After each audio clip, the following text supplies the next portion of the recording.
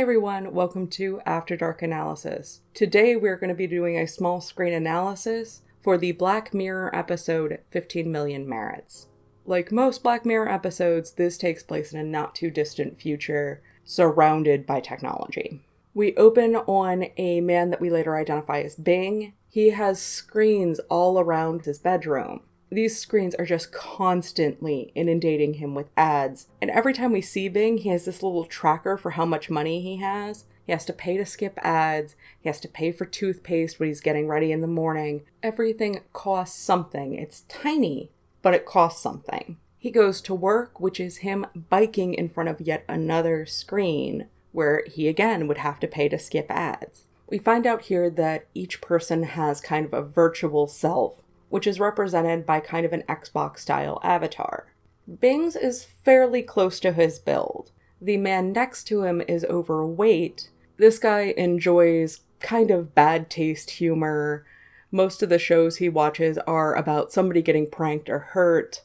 There's one where a woman's hit with water repeatedly until she ends up having a nosebleed. There's even a point where he's watching porn at work and yells at the janitor behind him to move out of the way because he can see her reflection in the screen. The thing to note about him, aside from he's clearly a jerk because of the way he treats other people, his avatar looks nothing like him. So you kind of have those two styles of some people want to be themselves in a virtual world, some people want to be somebody completely different. And while we're on the topic of avatars looking like gaming consoles, the fact that he has an avatar representing himself and the fact that he has to pay for every little thing is clearly a commentary on microtransactions and how popular they've become in video games. When this episode came out, they were they were very prevalent, but we didn't have the EA Darth Vader situation yet.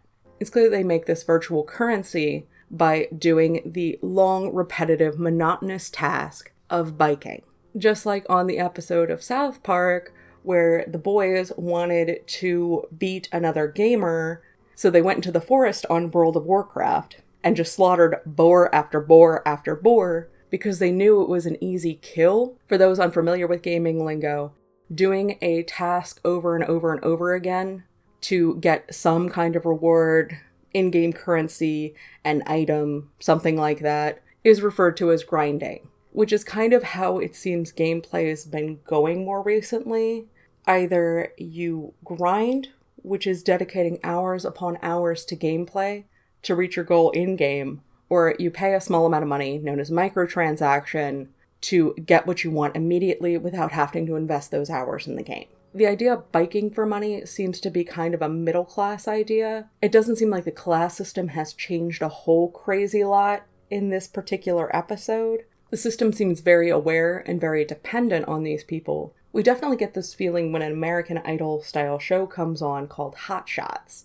They talk about how biking is giving back. One thing to note about their social structure, though, is wealth is not only determined by how many merits you have, wealth also seems to be determined by your ability to go outside. We know this because there's an interview with a girl who won on Hot Shots, and she's talking about getting to see outside, and comments, "It's so beautiful, I wish everyone could see it," which implies there are some people who can't. While for some, not leaving the house might sound incredible, not having the option to be allowed to go outside, definitely a horse of a different color. I'm going to assume in this universe they're using full spectrum light bulbs, and the reason being without any exposure to the sun, these people are all going to have serious vitamin D deficiencies, so that would be a way to combat that. Or it was bred out somehow, but I don't think we're that many generations out. So those are both possibilities of how this is working. The thing about going outside is you don't have to have a screen right in front of you.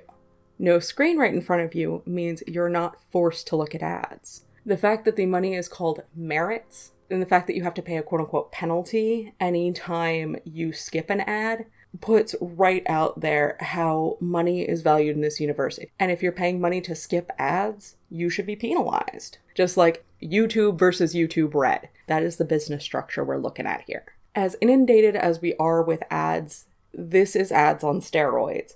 Not only do they seem to run nonstop during the waking hours, Bing at one point is in his room and he just wants a moment to himself. His hand covers his eyes and an alarm goes off, telling him to uncover them. they have software that is doing eye tracking to tell if you're looking or not. And while that might sound ridiculous and far-flung to some people, eye tracking software absolutely exists. Your behaviors when shopping are very much dictated by the layout of the store. So it's not that they need to track your movements, they're going to move you in the way they want you to move.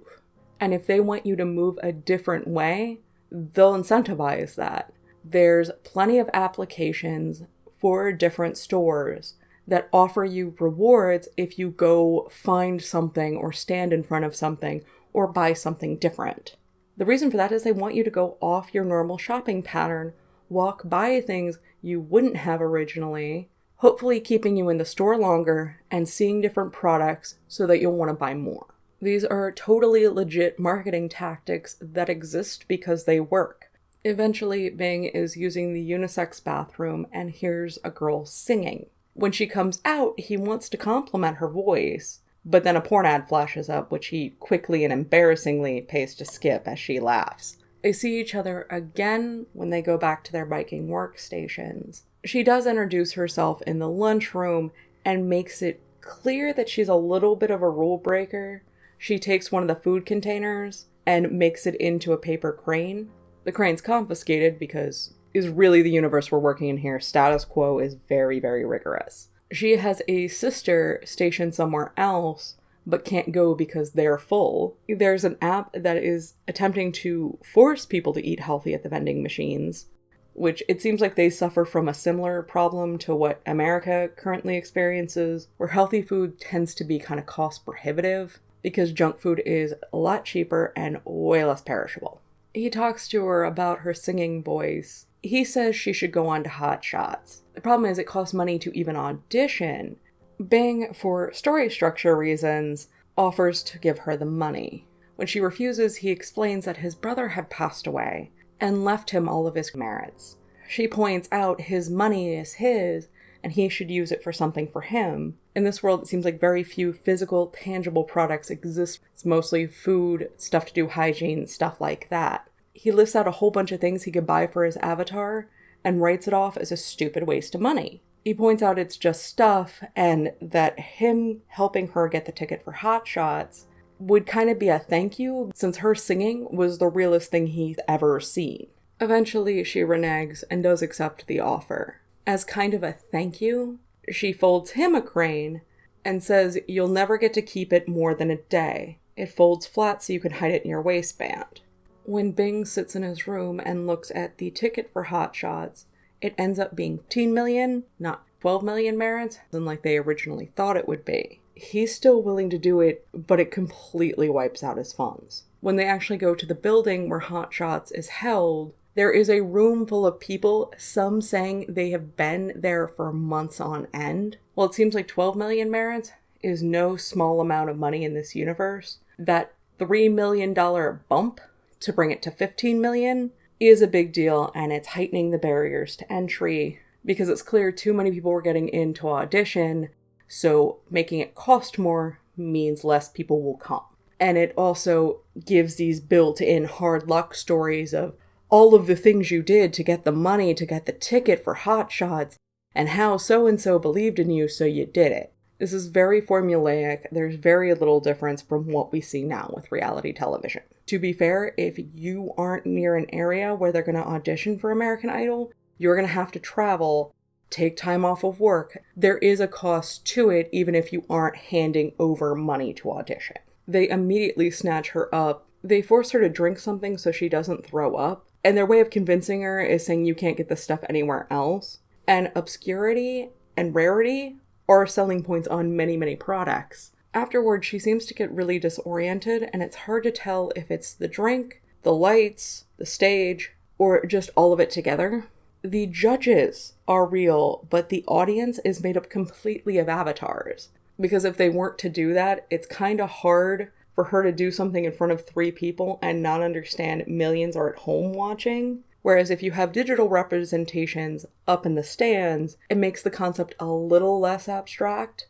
Plus the technology seems to pick up when they're cheering or booing, so she gets performance feedback without people having to pay an arm and a leg to be there. She sings and they like her voice, But then they very quickly changed the conversation to her taking her top off. They point out they had so many singers last season. This seems to be more of a variety style talent show, unlike American Idol or The Voice that's just singers. So they do have to worry about diversity and skill sets for ratings. Since she is attractive and apparently there is a need, she is offered porn. They flat out say porn or bike. Hammer in more propaganda. They say she is selfish if she doesn't take it and looks down on going back to the bike because those bikes power her spotlight. And what would she be saying to the men and women at home if she didn't do it? There's no chillin' what this is about at this point. Crowd chants for her to do it. She gives in with a weak, I suppose, which is exactly what you say when you're excited about something. So she is taken off and Bing is taken back to his humble life of biking. Then he starts seeing the ads. He tries to leave the room to escape them because he can't skip them. But again, an alarm goes off, just like when he covered his eyes. There is no escaping this. So he flips out and tries to break the screen. He doesn't successfully break everything down because, again, where he lives, completely made of screens. But in trying to do so, he breaks off a piece of glass. After hiding in his waistband, we see a montage of Bing biking. He's grabbing other people's leftovers that they leave behind. And at night, he's in his room teaching himself how to dance. One night when he's biking late, we see him slow down as 15 million merits comes up on the screen. Piecing together, he's planning to go on hot shots. So obviously buys the ticket, goes to the building with the piece of glass hidden in his waistband. One of the girls that was there on Abby's audition is still there waiting to perform. And we get the impression this is months later. So God only knows how long she's been in that room. Bing also makes a point of faking getting the drink that they give to them before they go on stage, which does lend to the theory that it has some kind of physiological or psychological effect. As he takes the stage, Bing begins to dance, but then pulls the glass shard out of his waistband, holds it to his own throat, and goes on a massive monologue about how everything in the world is fake. He even says, buy shit that isn't even there. The judges were super impressed by Bing, but not what he was actually saying. They offer him a 30-minute show twice a week. So while Bing's speech was raw and authentic and very real, they want to capitalize on that. Bing takes it. His avatar gains a glass shard. He's still surrounded by screens, but is able to walk to a massive window and see that his apartment is overlooking the treetops. Showing us, yeah, he's still not allowed outside like it was implied earlier, but he knows what it looks like. Bing's decency has been turned into a commodity.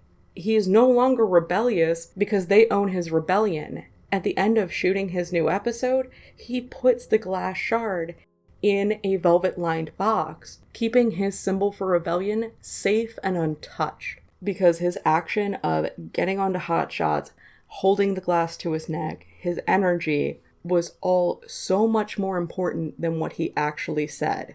And while the idea of doing that might sound ridiculous to some, look at something like the Dead Kennedys song Anarchy for Sale. How many people draw, wear, use the anarchy symbol and are actual anarchists? Not that many. Again, this is where a symbol has completely overshadowed the idea it was supposed to represent.